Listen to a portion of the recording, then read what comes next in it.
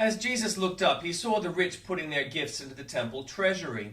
He also saw a poor widow put 2 very small copper coins. Truly I tell you, he said, this poor widow has put in more than all the others. All these people gave their gifts out of their wealth, but she, out of her poverty, put in all she had to live on. Some of his disciples were remarking about how the temple was adorned with beautiful stones and with gifts dedicated to God. But Jesus said, "As for what you see here, the time will come when not one stone will be left on another. Every one of them will be thrown down." "Teacher," they asked, "when will these things happen? And what will be the sign that they are about to take place?" He replied, "Watch out that you are not deceived. For many will come in my name, claiming, 'I am he,' and the time is near. Do not follow them. When you hear of wars and uprisings, do not be frightened. These things must happen first, but the end will not come right away." Then he said to them, "Nation will rise against nation, and kingdom against kingdom. There will be great earthquakes, famines, and pestilences in various places, and fearful events and great signs from heaven. But before all this, they will seize you and persecute you. They will hand you over to synagogues and put you in prison, and you will be brought before kings and governors, and all on account of my name. And so you will bear testimony to me. But make up your mind not to worry beforehand how you will defend yourselves, for I will give you words and wisdom that none of your adversaries will be able to resist or contradict. You will be betrayed even by parents, brothers and sisters, relatives and friends, and they will put some of you to death.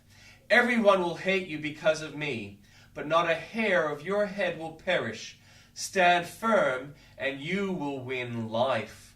And the Old Testament reading. Then King Solomon summoned into his presence at Jerusalem the elders of Israel, all the heads of the tribes and the chiefs of the Israelite families, to bring up the ark of the Lord's covenant from Zion, the city of David. All the Israelites came together to King Solomon at the time of the festival in the month of Ethanim in the 7th month. When all the elders of Israel had arrived, the priest took up the ark and brought up the ark of the Lord in the tent of meeting and all the sacred furnishings in it. The priests and Levites carried them up, and King Solomon and the entire assembly of Israel that had gathered about him were before the ark, sacrificing so many sheep and cattle that they could not be recorded or counted.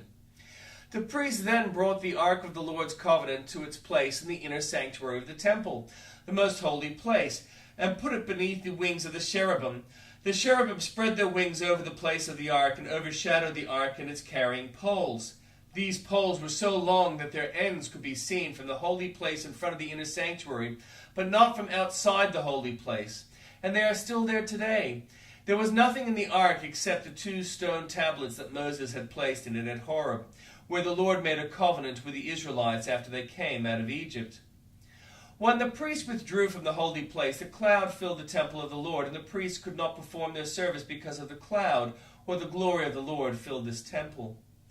Then Solomon said, "The Lord has said that he would dwell in a dark cloud. I have indeed built a magnificent temple for you, a place for you to dwell forever." While the whole assembly of Israel was standing there, the king turned around and blessed them. Then he said, "Praise be the Lord, the God of Israel, who with his own hand has fulfilled what he promised with his own mouth to my father David. For he said, 'Since the day I brought my people Israel out of Egypt, I have not chosen a city in any tribe of Israel to have a temple built so that my name might be there, but I have chosen David to rule my people Israel.' My father David had it in his heart to build a temple for the name of the Lord, the God of Israel. But the Lord said to my father David, 'You did well to have it in your heart to build a temple in my name. Nevertheless, you are not the one to build the temple, but your son, your own flesh and blood. He is the one who will build the temple for my name.' The Lord has kept the promise he made. I have succeeded David my father, and now I sit on the throne of Israel, just as the Lord promised. And I have built a temple for the name of the Lord, the God of Israel. I have provided a place there for the ark, in which the covenant of the Lord that he made with our ancestors when he brought them out of Egypt." Then Solomon stood before the altar of the Lord in front of the whole assembly of Israel, spread out his hand towards heaven, and said, "Lord, the God of Israel, there is no God like you, in heaven above or on earth below. You who keep your covenant of love with your servants, who continue wholeheartedly in your way. You have kept your promise to your servant David my father. With your mouth you have promised, and with your hand you have fulfilled it. as it is today. Now, Lord, the God of Israel, keep your servant David, my father, the promises you made to him when you said, you shall never fail to have a successor to sit before me on the throne of Israel. If only your descendants are careful in all they do to walk before me faithfully as you have done. And now, God of Israel, let your word that you promised your servant David, my father, come true. But will God really dwell on earth, the heavens? Even the highest heaven cannot contain you. How much less this temple I have built? Yet give attention to your servant's prayers and his plea for mercy, Lord my God. Hear the cry and prayer that your servant is praying in your presence this day. May your eyes be open towards this temple night and day, this place of which you said my name shall be there, so that you will hear the prayer your servant prays towards this place. Hear the supplication of your servant and your people Israel when they pray towards this place. Hear from heaven your dwelling place, and when you hear, forgive. When anyone wrongs their neighbor and is required to take an oath, and they come and swear the oath before your altar in this temple, then hear from heaven and act. Judge between your servants, condemning the guilty by bringing down on their heads what they have done, and vindicating the innocent by treating them in accordance with their innocence. When your people Israel have been defeated by an enemy because they have sinned against you, and when they turn back to you and give praise to your name, praying and making supplication to you in this temple, then hear from heaven and forgive the sin of your people Israel, and bring them back to the land you gave to their ancestors.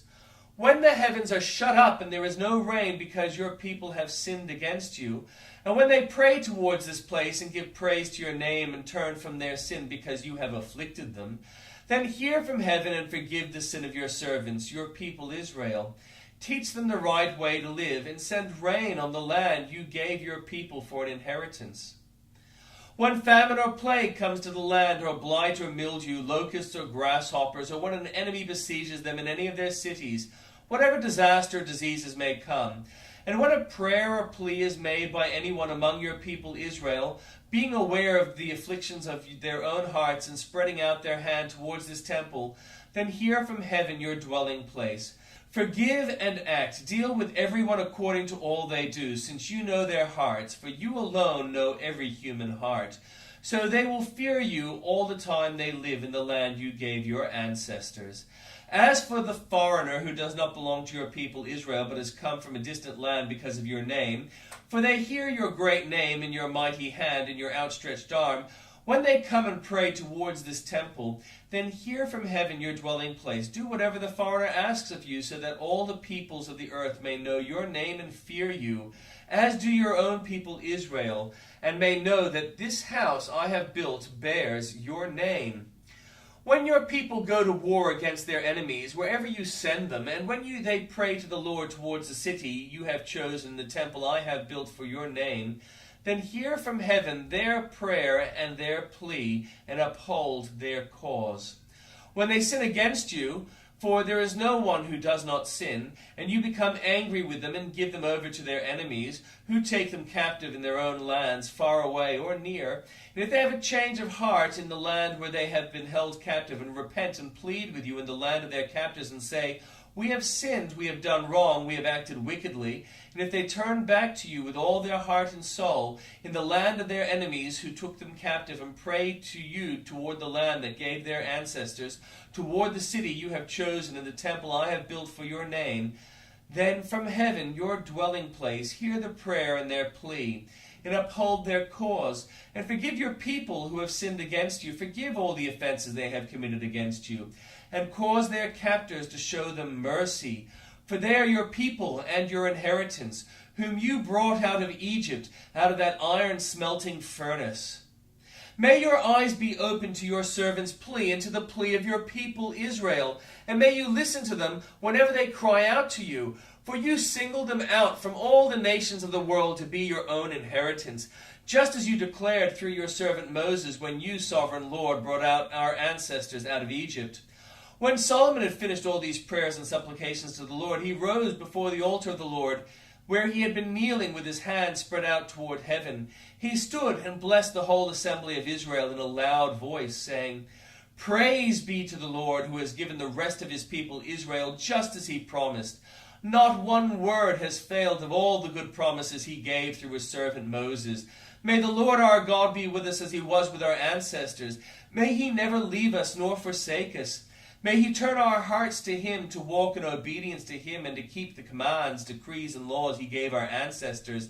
And may these words of mine, which I have prayed before the Lord, be near to the Lord our God day and night, that he may uphold the cause of his servants and the cause of his people Israel according to each day's need. And so that all the people of the earth may know that the Lord is God and there is no other.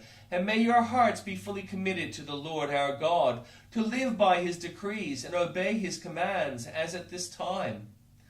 Then the king and all Israel with him offered sacrifices before the Lord. Solomon offered a sacrifice of fellowship, offering to the Lord 22,000 cattle and 120,000 sheep and goats.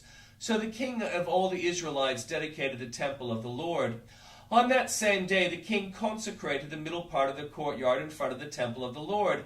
And there he offered burnt offerings, grain offerings, and the fat of the fellowship offerings. Because the bronze altar that stood before the Lord was too small to hold the burnt offerings, the grain offerings, and the fat of the fellowship offerings.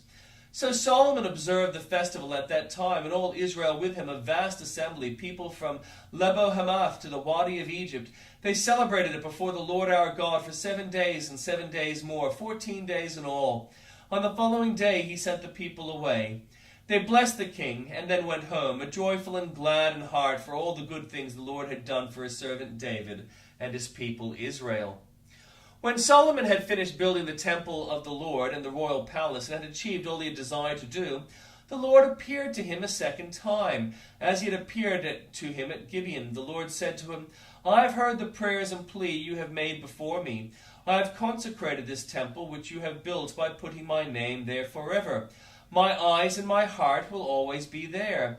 As for you, if you walk before me faithfully with integrity of heart and uprightness as David your father did, and do all I command and observe my decrees and laws, I will establish your royal throne over Israel forever, as I promised David your father when I said, you shall never fail to have a successor on the throne of Israel. But if you or your descendants turn away from me and do not observe the commands and decrees I have given you, and go off to serve other gods and worship them, then I will cut off Israel from the land I have given them, and will reject this temple I have consecrated for my name.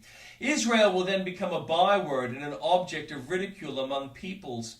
This temple will become a heap of rubble. All who pass by will be appalled and will scoff and say, why has the Lord done such things to this land and to this temple? People will answer, because they have forsaken the Lord their God, who brought their ancestors out of Egypt, and have embraced other gods, worshipping and serving them. That is why the Lord brought all this disaster on them. At the end of 20 years, during which Solomon built these two buildings, the temple of the Lord and the royal palace, King Solomon gave 20 towns in Galilee to Hiram, king of Tyre, because Hiram had supplied him with all the cedar and juniper and gold he wanted. But when Hiram went from Tyre to see the towns that Solomon had given him, he was not pleased with them. What kind of towns are these you have given me, my brother? He asked. And he called them the land of Kabul, a name they have to this day. Now Hiram had sent the king 120 talents of gold. Here is the account of the forced labor King Solomon's conscripted to build the Lord's temple, his own palace, the terraces, the wall of Jerusalem, and Hazor, Megiddo, and Gezer.